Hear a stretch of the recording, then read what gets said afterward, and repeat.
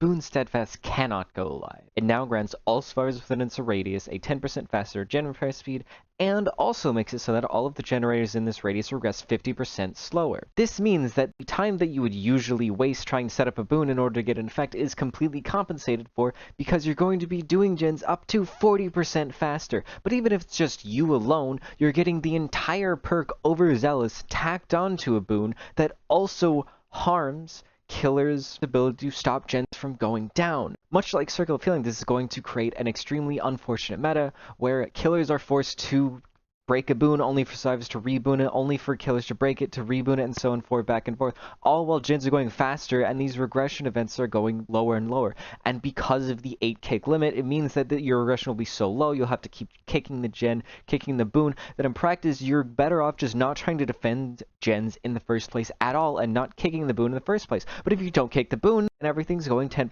faster. And if you're in the last couple of gens, that's probably 2 or 3 people getting 30% faster gens, while you can't stop them from getting finished. The problem with Boon Steadfast is essentially what we've seen with Old Circle of Healing, because it's an effect that is just too strong for it to be essentially permanent. This once again calls into question why we even make it so the boons can be set up over and over again. If Boon Steadfast could be deleted by something like a base kit Shattered Hope instead of having to equip an entire another perk, this probably wouldn't be a problem, because there would be some risk involved with your ability to get this faster gen speed, and if you really needed to defend a gen, you could kick the boon, and then that regression events would be fine. But as it currently stands, this is such an upgrade for survivors that you set it down, and gens just go 10 to 20 to 30 to maybe 40% faster if there's something really going wrong. But even just 10% is too much to get, because it does more than. Gen speed is already ridiculous and really doesn't need more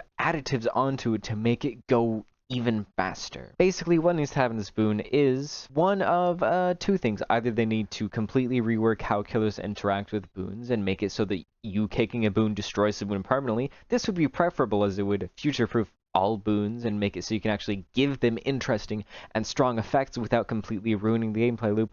Or they need to nerf this boon back down to the level of most other boons by doing something like completely getting rid of the repair speed bonus, and also maybe making the regression detraction, instead of being 50% slower, it's only 25% slower. But as it stands, it just does too much for essentially no real risk to the survivor putting it down.